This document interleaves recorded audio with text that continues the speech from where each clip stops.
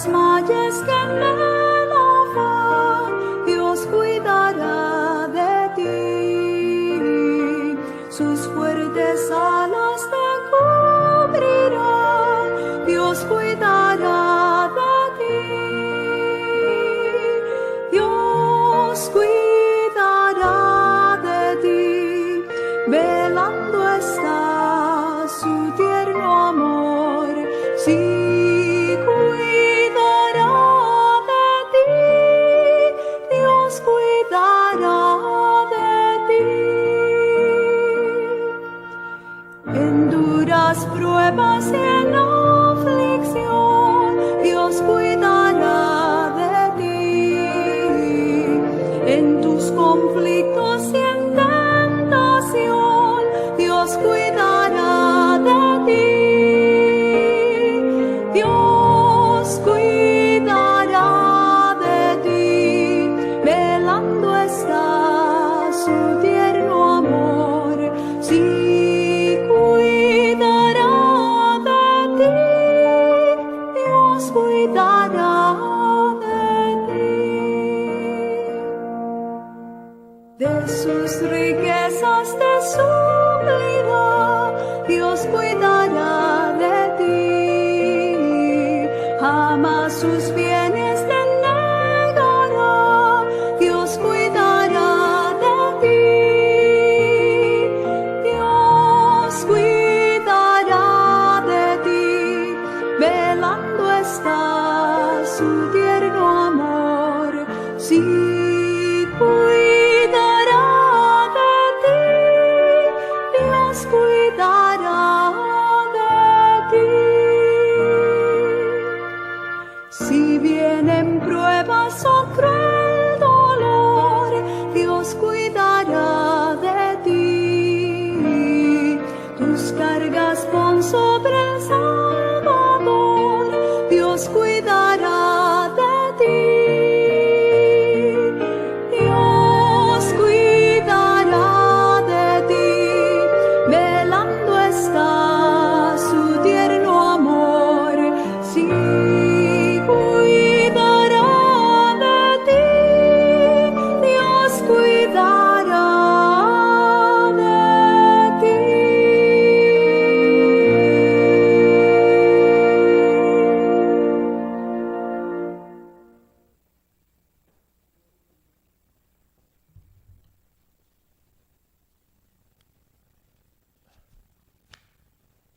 Muy buenos días, hermanos, que Dios los bendiga.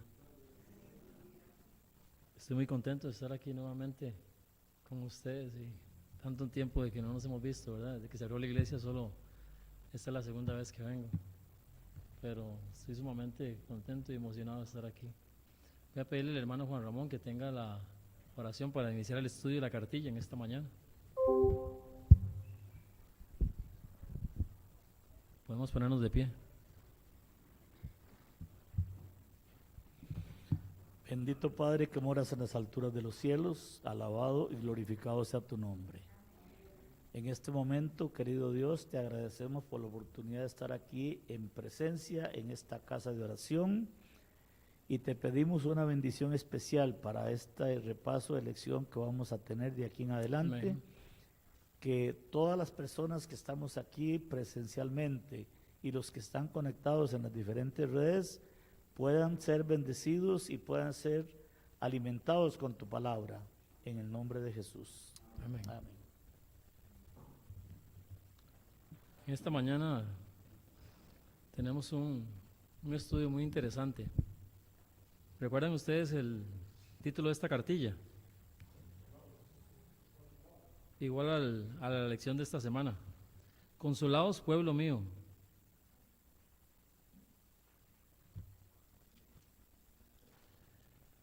En esta semana vamos a estudiar un capítulo que está un poco más allá de la mitad del libro de Isaías. Sin embargo, este capítulo aborda algunas cosas interesantes. Aborda ciertos hechos anteriores, pasados, pero también aborda algunos eventos proféticos que están más adelante del libro de Isaías. Pero una de las cosas más interesantes es cómo Dios habla consolando al pueblo de Israel. cómo Dios le da esperanza, pareciera que a un pueblo que está sin esperanza. En estos momentos, en este capítulo, estamos alrededor del año 700, podríamos decir, 701, por ahí. ¿Recuerdan ustedes lo que sucedió alrededor de unos 20 años atrás? No, en realidad no está tan especificado en este libro de Isaías, pero sucedió un evento que en realidad no se tocó poco, y es la destrucción de las 10 tribus de Israel, del reino del norte, por el rey Sennacherib. Estudiando vimos algo muy interesante. ¿Por qué fue que el pueblo de Israel fue destruido? ¿Por qué fue llevado cautivo por Asiria? Ajá, por la desobediencia. El libro de Isaías nos hace ver algunas cosas interesantes. El pueblo de Dios, y apliquémoslo a este tiempo también, pierde la bendición de Dios por la desobediencia. Entonces, muchas veces nosotros estamos en situaciones difíciles, pedimos oración, pero muchas veces es porque hemos traspasado los mandamientos de Dios, hemos abandonado las leyes de Dios y vienen las consecuencias sobre nosotros. Las 10 tribus del norte fueron también llevadas por el rey Sennacherib alrededor del año 726 y desaparecieron, fueron llevadas cautivos. Ahora, aquí habla también de un consuelo que viene a la otra parte que quedó, que era ¿quién? Judá, que sabemos que iba a ser llevado cautivo también. ¿Por qué razón fue llevado cautivo Judá?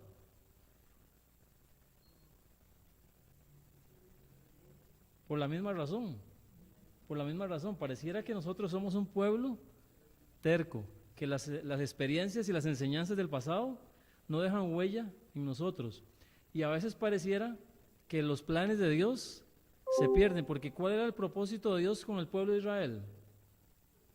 ¿Cuál era el propósito?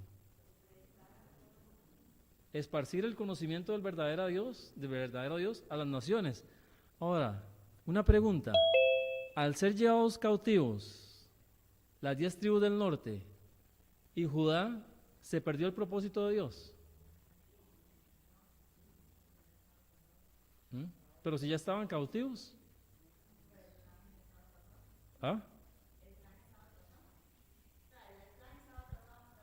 Ajá. El plan estaba trazado a pasar de todas las Los inconvenientes. desviaciones que el pueblo le hizo al plan, ¿verdad? Sí. Muy bien, Silvia.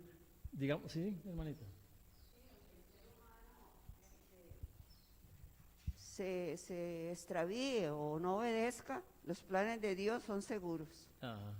Aunque a veces pareciera que el hombre interfiere, ¿verdad? Y se pierde un poco eso, pero de alguna manera Dios arregla las cosas.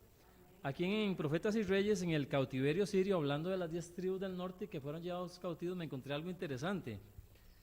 Y dice, nosotros a veces hablamos la parte de Judá, de Daniel y sus fieles, ¿verdad? Que se mantuvieron fieles en medio de una nación pagana y dieron testimonio. Pero ¿sabían ustedes que cuando los 10 tribus del norte fueron llevados cautivos por Asiria también, por el rey Sennacherib, había también remanente?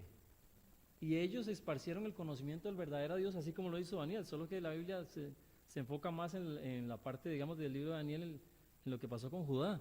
Pero vean qué interesante lo que dice respecto al cautiverio sirio y las 10 tribus del norte. Dice, el Israel fue transportado de su tierra a Asiria. Vean qué triste, qué doloroso, ¿verdad? Transportado, pero por medio de guerras, destrucción de vidas y por medio de la dureza de su corazón. Ustedes han visto algo interesante antes de seguir leyendo. Es que un día tuve una experiencia con una persona. Y ustedes han visto lo que somos los seres humanos. Nos apartamos de Dios, nos revolcamos, hacemos y deshacemos. ¿Y a dónde llegamos otra vez? A Dios. Y cuando vemos para atrás, ¿qué es lo que vemos? Tiempo desperdiciado, vida desperdiciada. Y así le pasó al pueblo de Israel. Dice, el pueblo de Israel fue transportado de su tierra a Siria por cuanto no habían atendido la voz de Jehová. Antes habían quebrantado su pacto y todas las cosas que Moisés, siervo de Jehová, había mandado. Traspasaron sus leyes, dijeron, no, tenemos otros dioses, no queremos que Jehová gobierne. Ahora dice, en los terribles castigos que cayeron sobre las 10 tribus, el Señor tenía un propósito sabio y misericordioso. Pero ¿cómo es posible que en medio de la guerra, en medio del caos, en medio de un pueblo que lo está rechazando, aún así Dios en su sabiduría infinita y en su inteligencia infinita tiene un propósito que va a llevar a cabo siempre, aunque el hombre interfiera, como dijo Silvia? Dice, lo que ya no se podía lograr por medio de ellas en la tierra de sus padres, o sea, el propósito de Dios era que se lograra el esparcimiento, el conocimiento de Dios. ¿A dónde? De Israel hacia afuera, ¿verdad? Entonces el hombre estorba ahora, pero Dios dice, bueno, plan B. Dice, lo que ya no podía lograr por medio de ellas en la tierra de sus padres, procuraría hacerlo esparciéndolos entre los paganos. ¿Oyeron? A la vez que su desobediencia los llevó a apartarse de Dios, a ser castigados duramente, Dios tenía un propósito misericordioso aún ahí. Dice, su plan para salvar a todos los que quisieran obtener perdón, es que aquí es el asunto. Dios, aunque el hombre falle, Él sigue adelante con su plan ¿de qué? De salvación a la humanidad. ¿Sí, Juan Ramón?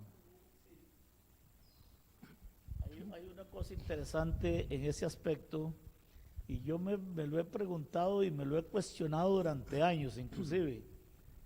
¿Es necesario que el hombre sufra para que se enderece o se puede enderezar sin sufrir? No hace falta... ¿Me entiende Sí. la consulta en ese caso? O sea, ¿era necesario que eso pasara? No. No era necesario. Era igual Entonces, que- ¿por qué el hombre es tan cabezón que dice, por ejemplo, y es un dicho popular, es que tenemos que experimentar por nuestra propia cabeza? No. No necesariamente, ¿Era ¿verdad? necesario que el pueblo de Israel pasara 40 años en el desierto? No. Dios quería introducirlo en la tierra prometida, pero ¿qué sucedió? El pueblo no creyó. Entonces Dios en su misericordia, en su amor y bondad, no nos desampara. Pero ¿qué pasa? Tenemos que a través del sufrimiento aprender. Pero no es el caso que Dios quiere. Dios quiere que nosotros obedezcamos y le sirvamos inmediatamente. Dice, su plan para salvar a todos los que quisieran obtener perdón mediante el Salvador de la familia humana debía cumplirse todavía. ¿Oyeron? El plan de Dios de salvar a la familia humana debía cumplirse aun que el pueblo de Israel lo rechazó, aun cuando tuvieron que ir al cautiverio asirio. Y ahora ven lo interesante de esto. Dice, y en las aflicciones impuestas a Israel, estaba preparando el terreno. No era el propósito de Dios que fueran al cautiverio asirio, pero dice, pero en las aflicciones impuestas a Israel, estaba preparado el terreno para que su gloria se revelase a las naciones de la tierra.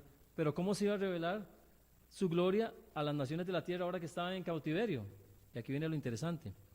No todos los que fueron llevados cautivos eran impenitentes.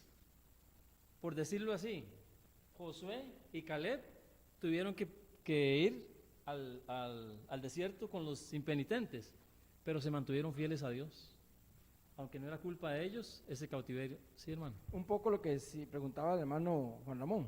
Pienso que muchas veces, o sea, lo que Dios hace es permitir que el hombre llegue a esos extremos para que él mismo se dé cuenta de su situación. O sea, que no fue Dios el que falló, fue él el que se alejó de Dios. Eso viene siendo también, en esa posición, en ese momento que está la persona, es como, me parece a mí, que es como una especie de zarandeo. Decidirá si seguir caído o levantarse y seguir a Dios. Ajá. Pero Dios siempre tiene unos fieles que, como en este caso y en el caso de Daniel, van al cautiverio, pero ellos se han mantenido fieles. Entonces, ¿qué significa esto? Remanente. Dios siempre ha tenido un remanente, ahora lo tendrá en este tiempo. ¿Ah? Ok, nosotros decimos que el remanente es la iglesia adventista, pero la iglesia adventista va a ser, ya empezó el zarandeo y va a salir ¿qué? Un remanente fiel en medio de este pueblo. Voy terminando con esto, dice, estaba preparando el terreno para que su gloria se revelase a las naciones de la tierra. No todos los que fueron llevados cautivos eran impenitentes. Había hombres y mujeres fieles que se mantuvieron de parte de Dios y de su justicia. Y esos eran los que iban a revelar el carácter y la bondad y la misericordia de Dios. Dice, había entre ellos algunos que habían permanecido fieles a Dios y otros que se habían humillado delante de Él. Otros aprendieron y se humillaron y se volvieron a Dios, aunque no era necesario que pasaran eso. Pero aún así, pero sí hubo gente que se mantuvo fiel, fiel. No tienen que pasar por Caleb y Josué, es el mayor ejemplo. Aunque pasaron ahí, siempre se mantuvieron como rectos y firmes. Dice aquí, mediante esto los hijos del Dios viviente iban a comunicar a las multitudes del reino asirio, ¿oyeron? Dios tuvo su remanente también ahí, igual que con Judá, Daniel y sus compañeros que le predicaron el evangelio al reino babilónico. También tuvo su remanente que le predicó al reino asirio y a las demás naciones. Iban a comunicar a las multitudes del reino asirio un conocimiento de los atributos de su carácter y de la beneficencia de su ley. Qué lindo, ¿verdad, hermanos? Dios en todo tiempo tiene sus fieles y nosotros lo que nos tenemos que preocupar es no si de nosotros mismos. Vamos a estar ahí entre ese grupo. Estamos revelando la gloria de Dios en este tiempo nosotros, igual que lo hacían los hijos de Dios en el tiempo de Asiria, igual que en el tiempo de Babilonia. Estamos revelando a nosotros la gloria de Dios a pesar de lo que esté sucediendo. ¿O estamos de parte de aquellos que tenemos que sufrir, tenemos que ir al polvo de la tierra? Este es un capítulo que da esperanza a la vez. Da esperanza, porque como dice ahí, muchos de ellos se humillaron a Dios y se volvieron a Dios. Aquí en el libro de Isaías es muy interesante este capítulo porque está casi como un poquito más allá de la mitad. Y como dije, vienen algunos eventos proféticos que se mencionan aquí, sumamente interesante. Además de que Dios quería darle esperanza y conocimiento, conocimiento a su pueblo de lo que iba a suceder, porque ahora le tocaba el tiempo ¿a quién? A Judá. Ahora le tocaba el tiempo al reino de Judá caer en manos del rey de Babilonia. Entonces Dios está dando esperanza. Voy a leer lo que dice aquí en esta Biblia. Hay algo al pie de página y coincide con lo mismo que está aquí de la señora N. G. White. Dice, cuando los judíos fueron dispersados desde Jerusalén, había entre ellos jóvenes y señoritas que eran firmes como una roca. ¿Escucharon, mis hermanos? Firmes como una roca en medio del caos. Firmes como una roca en medio del cautiverio. Firmes como una roca en medio del pesar y de la lucha y de ver a sus hermanos en apostasía. Dice, eran firmes como una roca de principios, hombres y mujeres, cuya conducta no hacía que el Señor se avergonzara de llamarlos su pueblo. ¿Vieron qué lindo, mis hermanos?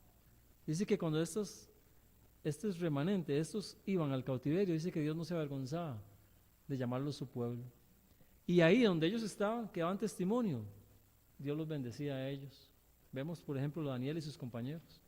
La Biblia no menciona, como digo, los jóvenes que fueron a Siria cautivos también, pero aquí lo dice que fueron representantes del Dios del cielo. Aquí en este capítulo 40 también pareciera que Isaías hace un alto para que el pueblo de Israel reflexione tanto de lo pasado como de lo esplendoroso que viene. Dice aquí en el versículo 3, voz del que clama en el desierto, preparad el camino de Jehová, enderezad calzada en la soledad de nuestro Dios, todo valle será levantado y todo monte y collado será abajo, y lo torcido será enderezado y lo áspero será allanado, y se manifestará la gloria de Jehová, y toda carne juntamente la verá, porque la boca de Jehová lo ha hablado. ¿Qué evento está mencionando aquí o qué está viendo Isaías aquí? ¿Alguien que lea Mateo capítulo 3 y versículo 3?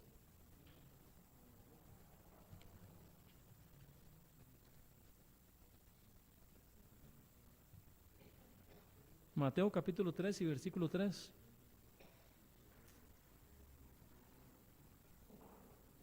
Sí.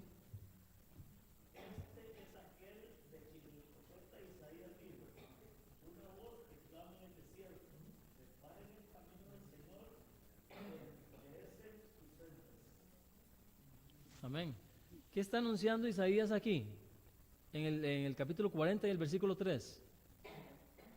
¿El ministerio de quién? ¿No? No es el ministerio de Jesús. Lo acaba de leer el hermano. El ministerio de Juan el Bautista. ¿Qué tenía que hacer Juan? Preparar el camino del Mesías que había de venir. Oiga, ven qué interesante todas las cosas que Dios le reveló al pueblo de Israel. El advenimiento de alguien que iba a preparar el camino del Mesías. Esto tiene otro cumplimiento profético. ¿Quiénes son los que tienen que preparar el camino de la venida de Jesús? Nosotros, mis hermanos, nosotros debemos preparar el camino, ¿para qué? Para la venida del Mesías. Dice aquí que le fue revelado al pueblo de Israel el nacimiento de este mensajero que había de preparar el camino. Dice aquí que cuando llegaba un rey de las ciudades, dice que aún los caminos se preparaban para que estuvieran dignos, digámoslo así, de recibir a un gran rey que venía de esa tierra. Entonces, espiritualmente, eso fue lo que hizo Juan el Bautista. Allanó el camino para que el Mesías pudiera pasar. Dice aquí, versículo 5, y se manifestará la gloria de Jehová, y toda carne juntamente la verá, porque la boca de Jehová lo ha hablado. Qué lindo, mis hermanos. Dios manifestó su gloria de la mejor manera. ¿Cómo lo hizo? Enviando a su Hijo Jesucristo. Esta fue la culminación del amor y la misericordia de Dios y la gran enseñanza que el pueblo de Israel desechó. Iba a mostrar todo su gran amor en una sola persona, en su Hijo unigénito. Y se lo mostró al pueblo de Israel y nos lo está mostrando a nosotros, mis hermanos. ¿Qué más deseamos nosotros? ¿Qué más le podemos pedir a Dios? ¿Cosas materiales? ¿Familias? ¿Hijos? Dios nos ha mostrado todo en una sola persona. ¿Cuánto nos ama? En la persona de su Hijo Jesucristo. Aquí en el versículo, del versículo 5 al 9, Dios le hace ver al pueblo que ¿cómo es el pueblo? Como las hojas. Es nada, es algo pasajero. Dice que la hierba se seca. Y dice en el versículo 7, la hierba se seca y la flor se marchita, porque el Espíritu de Jehová sopla en ella. Ciertamente hierba es el pueblo, dice aquí. ¿Qué somos nosotros, mis hermanos? Hierba que se seca y pasamos. Ustedes saben que hace unos años yo estuve en la iglesia de Desamparados y teníamos PC ahí. Y en una PC que teníamos en Desamparados en calle Fallas, dimos una campañita. Y un tiempo antes empezó a llegar un señor. En ese tiempo tenía casi 70 años. Y ahora que fui a Desamparado lo volví a ver. Pero ¿saben qué es lo interesante? Y me decía con el dolor de su alma, me aparté 50 años. 50 años y yo fui a predicar hace como año y medio. Y me lo encontré. Y me quedé sorprendido, ahí está. Como las águilas, Dios renovó sus fuerzas después de que desperdició 50 años apartado de Dios. Y ahora, cerca de los 90, mi hermana, Dios le renovó sus fuerzas como el águila. Y mis hermanos, volvió y volvió de verdad. Pero él mismo dice, ¿por qué desperdicié esos 50 años? ¿Por qué los desperdicié? Pero Dios en su misericordia, en su amor y bondad, los recibió de nuevo.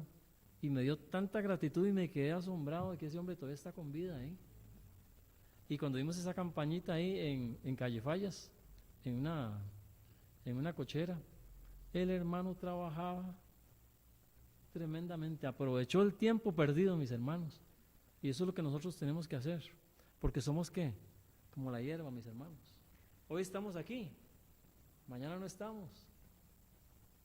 Es una misericordia, un regalo de Dios que estemos hoy aquí. Dice el versículo 10, he aquí que el Señor vendrá con mano fuerte y su brazo se señoreará, y he aquí que su recompensa viene con él y su obra delante de su rostro. ¿Qué está prediciendo Isaías aquí a partir del versículo 10? La venida del Mesías para el pueblo de Israel. Qué maravilla, cuando yo leí este capítulo me quedé maravillado. Todas las cosas que Dios está mostrando aquí, el advenimiento del Mesías, un precursor preparando el camino. Dice aquí en los comentarios, hablando que dice que Él viene con una recompensa para nosotros, la recompensa es la salvación, pero dice algo también muy interesante respecto a eso. Está en Mensajes Selectos, dice, siempre que Dios viene a nosotros, su recompensa está con Él. ¿Cómo? Siempre que Dios viene a nosotros, su recompensa está con Él. Dice, no la deja en el cielo, sino que nos la da cada día. ¿Vieron qué lindo, mis hermanos? Cada día dice que el favor de Dios está con nosotros. Cada día sus recompensas y su misericordia está con nosotros, mis hermanos. Ese era un estímulo para el pueblo de Dios, a pesar del cautiverio y a pesar de los terribles juicios. Pero también es una esperanza para nosotros, mis hermanos. Cada día dice que Dios está con nosotros. Dice aquí también, diariamente nos da confianza, luz y bendición. ¿Vieron qué lindo, mis hermanos? Permanecemos en pie todavía porque cada día Dios nos da luz, nos da bendición y nos da ¿qué? Nos da fe, nos da confianza en su palabra, mis hermanos. Nos alienta a que sigamos adelante a pesar de las tribulaciones, a pesar de las angustias. Dice, versículo 11, como pastor apacentará su rebaño. Vean qué lindo, mis hermanos, en el versículo 11 resume el ministerio amoroso de Jesús. Como pastor apacentará su rebaño. Con su brazo recogerá los corderos y en su seno los llevará. Pastoreará suavemente a las recién paridas. ¿Ven qué cosa más linda, mis hermanos? El versículo 11, la obra del Mesías en esta tierra. Pastorear a sus hijos. Y dice que a las recién paridas las pastoreará suavemente. Aquellos que son más tiernos los pastoreará suavemente.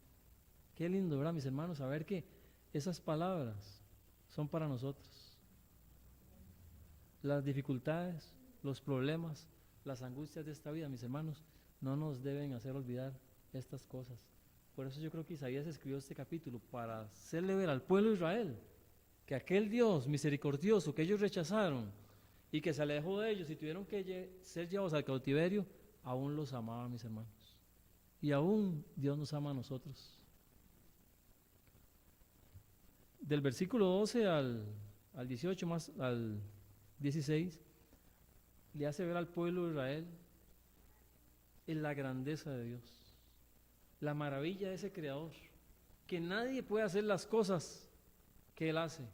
Nadie puede en esta tierra ser comparado a Él.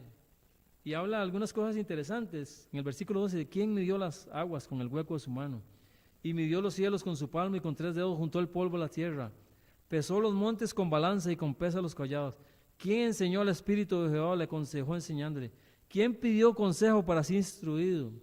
¿Quién le enseñó el camino del juicio? ¿Le enseñó conocimiento o le mostró la senda del entendimiento? He aquí que las naciones le son como nada, como la gota que cae de un cubo, y son contadas como el polvo de la balanza. He aquí que hace desaparecer las islas como el polvo. ¿Vieron qué lindo, mis hermanos? Dios en estos versículos, Isaías en estos versículos habla del amor de Dios, habla del poder creador de Dios, de su misericordia, de este Dios incomparable al cual ellos habían rechazado, pero este Dios incomparable también, el que nos está extendiendo su mano y nos está llamando ahora, mis hermanos. Dice, como nada son las naciones, versículo 17, delante de él, y en su comparación serán estimadas en nada, y que lo que no es. Y ahora en el versículo 18 en adelante, hasta el 21 más o menos, habla de cómo los hombres cómo los hombres de un conocimiento pequeño que somos nosotros, comparamos a Dios a veces ¿con qué? Con estatuas o con edificaciones para adorarlo. Y esto hizo el pueblo de Israel. ¿Recuerdan ustedes, mis hermanos, las prácticas idolátricas del pueblo de Israel? Aquí hablando de esto, en la parte del jueves, dice, muchos que llevan el nombre de cristianos sirven a otros dioses además del Señor.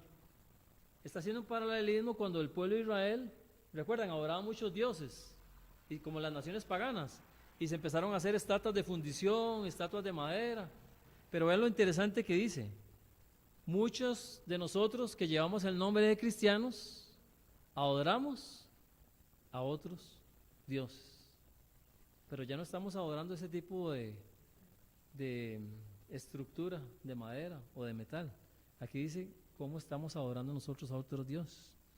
Nuestro Creador demanda nuestra dedicación suprema, nuestra primera lealtad. ¿Quién es el que merece lo primero? Dios. Cualquier cosa que tienda a disminuir nuestro amor por Dios, ¿oyeron qué interesante? Cualquier cosa que tienda a disminuir nuestro amor por Dios, ¿en qué se convierte? En un ídolo. O que interfiera con el servicio que le debemos, se convierte en un, ¿oyeron mis hermanos? Persona, cosa material, situación. Si usted ve que eso le está quitando lealtad a Dios, repito, a una persona. Eso quiere decir, mis hermanos, que esto se está convirtiendo en un ídolo y está apartándolo de su lealtad. Y tan cierto como Israel adoró ídolos en el desierto, adoró ídolos en sus tierras, estamos haciendo lo mismo si caemos en esto. Quiero ir terminando con los últimos versículos que la hermana contó. Una parte muy especial, ¿verdad? Lo de las águilas. Qué cosa más linda eso, ¿verdad? Por eso puse el ejemplo de ese señor. Iba a decirlo, pero ya la hermana se me adelantó. Qué cosa más bella es eso, mis hermanos. En todo tiempo de la vida, nuestro Dios quiere ¿qué? Restaurarnos. Nuevamente que volvamos a esas fuerzas antiguas que teníamos antes.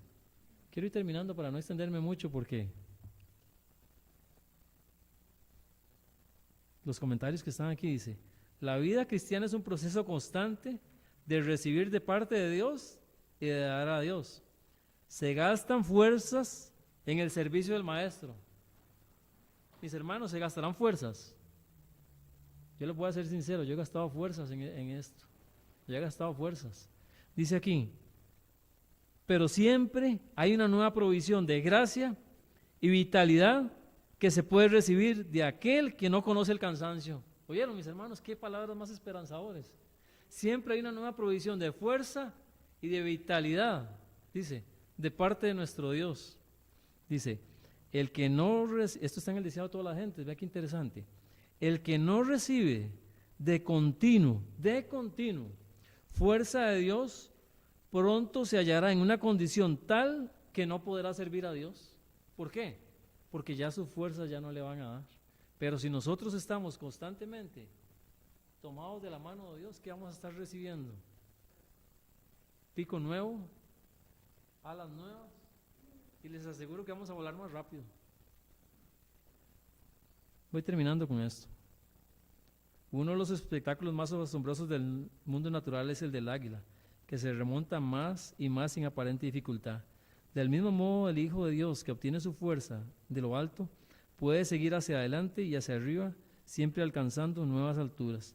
Los cristianos tienen el privilegio de progresar continuamente, de gracia en gracia y de victoria en victoria. Se añade fuerza sobre fuerza. ¿Escucharon, mis hermanos? Esa fuerza, si usted tiene, ¿qué va a hacer el Señor? Fuerza sobre fuerza. Y el progreso es constante. ¿Cómo es el progreso del Hijo de Dios, mis hermanos? Constante. Esto es la lección que quiere darnos Isaías, mis hermanos, tanto para el pueblo de Israel como para nosotros. El progreso de nosotros debe ser constante. Surgen metas siempre más elevadas y finalmente el cristiano llega al premio del supremo llamamiento de Dios en Cristo Jesús. Filipenses 3, de 1 al 4. ¿Cuál es el propósito de Dios de darnos fuerza, mis hermanos? Cumplir con la tarea que nos ha encomendado y llegar a alcanzar la salvación que nos ha dado, mis hermanos. En esta mañana, ojalá que nosotros veamos el libro de Isaías no solo como un libro para el pueblo de Israel en el tiempo del pasado, es un libro que nos da esperanza, mis hermanos, para el futuro cercano y el futuro que nos espera a cada uno. Que Dios los bendiga.